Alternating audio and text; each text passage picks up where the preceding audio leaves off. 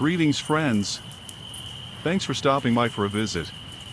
If you enjoy the video, please subscribe. I've kept this to myself for over 20 years because I honestly don't expect anyone to believe it. I've typed this story out probably half a dozen times over the years and always ended up deleting it. It sounds crazy even to me, and I was there. The only other person who ever saw what I saw was my grandfather, and he took whatever happened out there to his grave. I've been lurking on this subreddit for a while now. Every once in a while someone posts something that reminds me of that hunting trip, and it makes me wonder if maybe we're not the only ones. I still don't know what we saw, and I'm not gonna sit here and tell you it was definitely some cryptid or monster. I don't know. I just know it wasn't any animal either of us had ever seen before. This happened back in September of 2004. I was 23, and my grandfather took me on a fly-in black bear hunt in Alaska. He'd hunted up there a handful of times before and was about as experienced outdoors as anyone I've ever known. He wasn't the type to get scared, and he definitely wasn't someone who believed in ghost stories or monsters in the woods. After we got home, we never talked about what happened. Not once. That was probably the strangest part of all. Now that he's been gone for a few years, I figure if I'm ever gonna tell this story, it might as well be now. The trip itself started out exactly how you'd expect. We flew into Anchorage, met the outfitter, went over our gear, and the next morning a little bush plane took us out to a small lake that was miles from anything. I couldn't tell you exactly where because I honestly don't remember, and even if I did I probably wouldn't post it. The pilot unloaded our gear, wished us luck, and was gone in maybe 2 minutes. It's hard to explain how quiet it gets once that plane disappears. You don't realize how much background noise you're used to until it's just gone. No roads, no people, no airplanes. Just wind and whatever the woods decide to make. My grandpa loved it. He'd been on a few fly-in hunts before, not always in Alaska, but enough that none of this was new to him. He wasn't one of those guys who tried to act tough. He just genuinely wasn't afraid of much. If he told me something wasn't normal, I listened. The first 2 days were pretty uneventful. We'd glass hillsides in the mornings, hike drainages, look for sign, then head back to camp before dark. We found black bear tracks, moose tracks, even watched a fox mess around near the edge of a meadow one evening. Everything felt exactly like what I'd imagined an Alaska hunt would be. Then came the third morning. I remember waking up because something felt off. At first I couldn't figure out what it was. Then it hit me. There wasn't a single bird making noise. If you've spent much time outdoors, you know forests are never really silent. Even early in the morning there's usually something. Ravens. Sparrows. Squirrels making a racket. Insects. Wind through branches. There's always some kind of life around you. This wasn't like that. It felt like somebody had hit a mute button on the entire valley. I stepped out of the tent expecting to hear something eventually, but there was nothing. The lake looked completely still too. Even the breeze seemed lighter somehow. My grandpa came out a minute later with his coffee cup and stopped walking almost immediately. He didn't say anything for probably 10 seconds. Just stood there listening. Finally he looked over at me and said, "That's strange." That was it. No joke. No explanation. Just those 2 words. Coming from him, that got my attention more than if he'd started freaking out. We stood there for another minute or 2 before getting breakfast together. Neither of us really brought it up again. We figured maybe a predator had passed through earlier that morning and everything scattered. About an hour later, almost like someone flipped another switch, the woods came back to life. A raven called from somewhere across the lake. Then a few smaller birds started chirping. By the time we packed up to head out hunting again, everything sounded completely normal. Looking back now, I think that was the first warning. We just didn't know it yet. The second thing happened 2 nights later, and this is the one I still have trouble explaining without sounding like I'm making it up. We had moved camp a little higher up from the lake by then. Nothing fancy, just a flatter spot near some trees where we could see more of the valley. Same routine, glass in the mornings, move around midday, back to camp before dark. My grandpa was starting to think we might actually get a bear soon because we were seeing more fresh sign each day. That night we ate pretty early and went to bed right after sunset. I remember falling asleep fast because I was tired in that way you only get from being outdoors all day. Sometime after midnight I woke up. Not like a normal, I rolled over and checked the time, kind of wake up. More like something in my body just snapped me awake. At first I didn't hear anything, just the usual tent sounds, wind, fabric shifting a bit. Then I heard it. Footsteps. Not loud ones. Not like a bear crashing through brush or anything like that. It was slow, careful movement just outside the camp. Like something walking around trying not to be noticed, even though it wasn't exactly hiding either. I stayed completely still. My grandpa had told me before the trip that if you ever think there's a bear near camp, you don't go looking for it in the dark.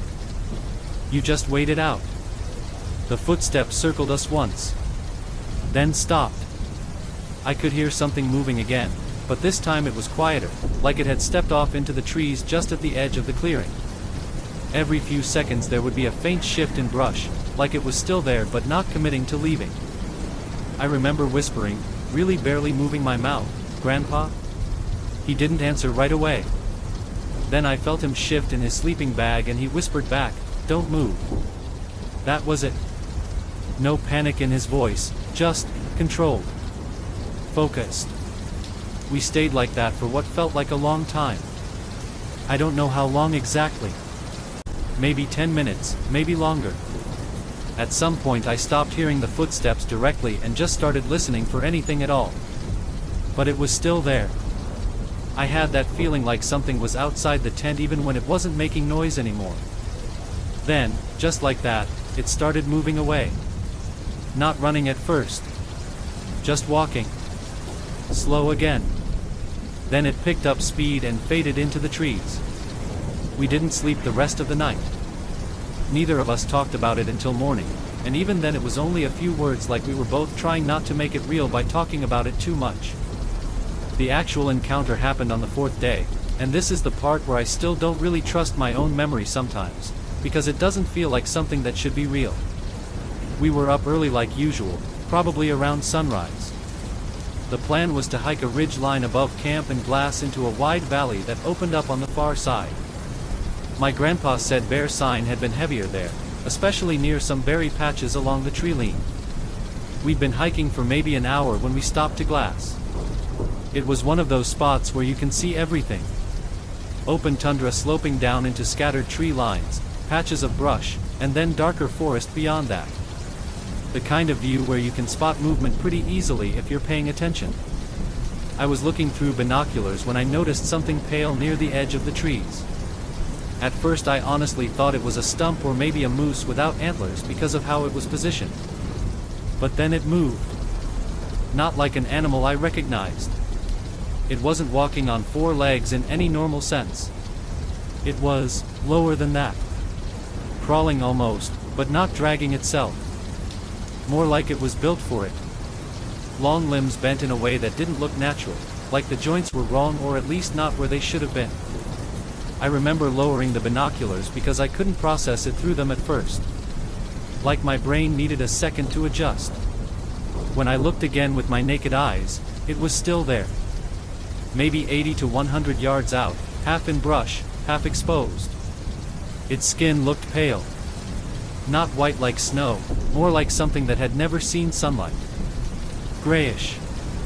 Almost wet looking even though it wasn't raining.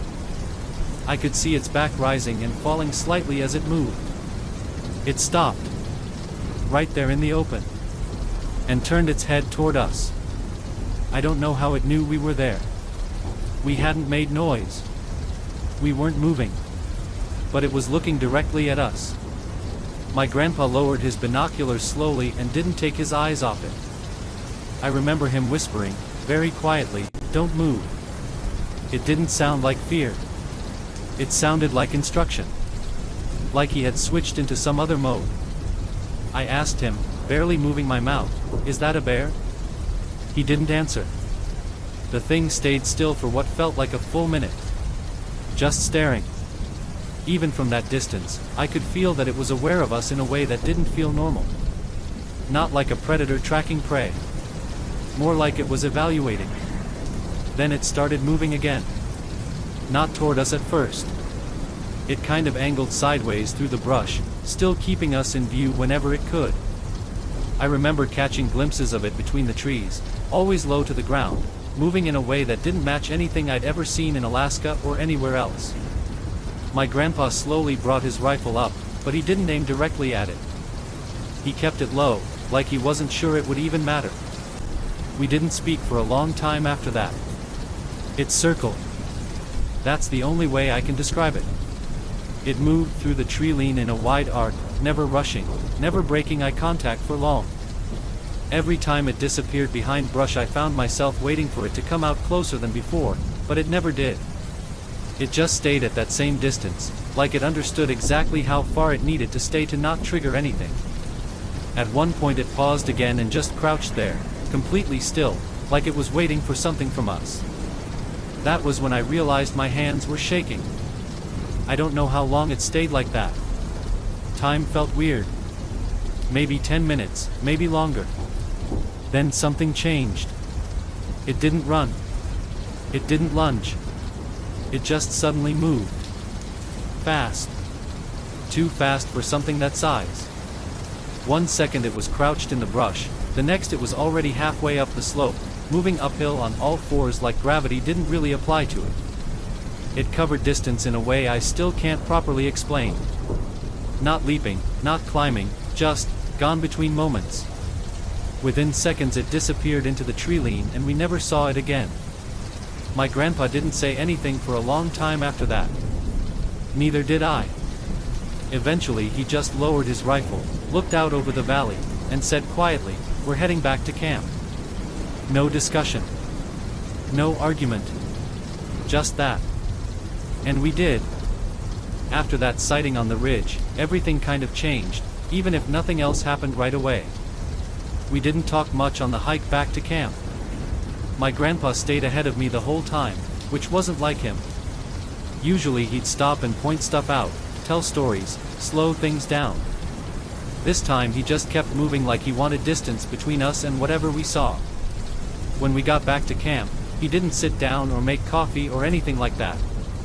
He just started packing things into the duffel bags. Real methodical. No rushing, just certain. I finally asked him what we were doing and he said, "We're not staying here another night." That was the first time I ever heard him make a call like that without explaining himself. The weird part is nothing else happened right in front of us after the encounter. It didn't come back into camp. We didn't see it again on the trails. No more footsteps at night. No more silence like before. It was like it had shown itself once and that was enough. But there were little things that felt off in a different way now. Like the woods didn't feel empty anymore. I know how that sounds, but it's the only way I can put it. Before, even when it was quiet, it still felt like normal quiet. After that encounter it felt like something was choosing not to be there. We finished packing by early afternoon. My grandpa tried the radio a few times for the bush plane pickup and didn't say much, just gave our location and asked if they could come earlier. No explanation. While we waited, I remember sitting on a log near the lake and just scanning the tree line without really meaning to. I kept expecting to see movement again, like my brain didn't believe it was actually over. But nothing ever showed up. The plane came the next morning instead of that night, and even then my grandpa made us break down camp early and wait on the shore like he wanted to be ready to leave the second it landed. That was it. No more sightings. No more sounds. Just that one moment on the ridge, and then like whatever it was decided we weren't worth the effort anymore. The aftermath is the part that still messes with me the most, because nothing about it matches how someone should act after something like that. We got flown out the next morning. The pilot didn't ask many questions, just loaded our gear and joked a bit about black bears being stubborn that time of year.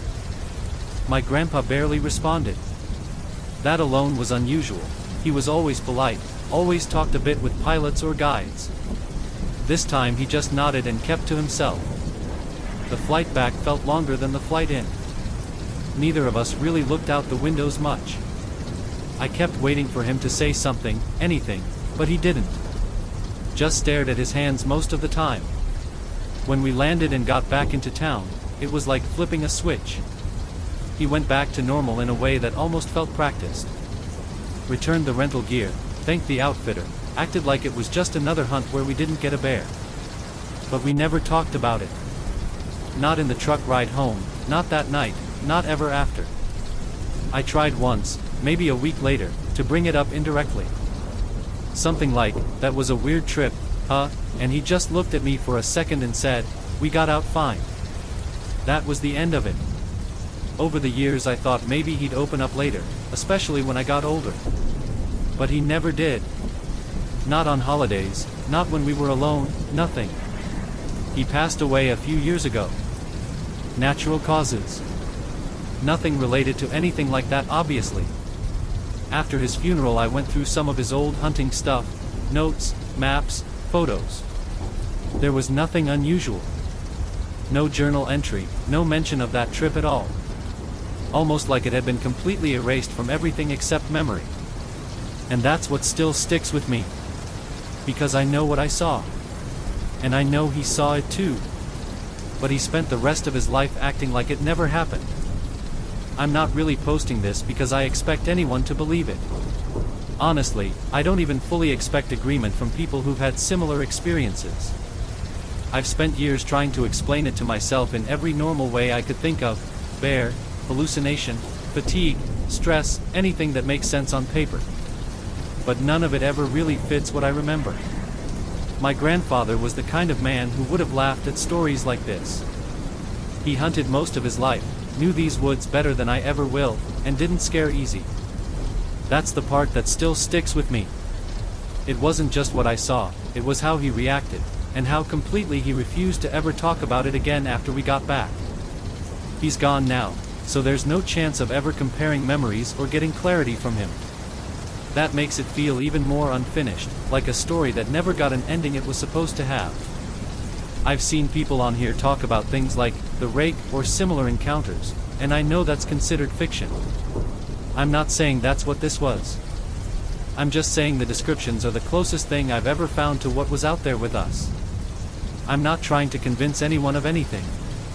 If you think it's a bear or my imagination or just a weird memory that got twisted over time, that's fine. I probably would have said the same thing a few years ago. I just wanted to write it down while I still remember it clearly.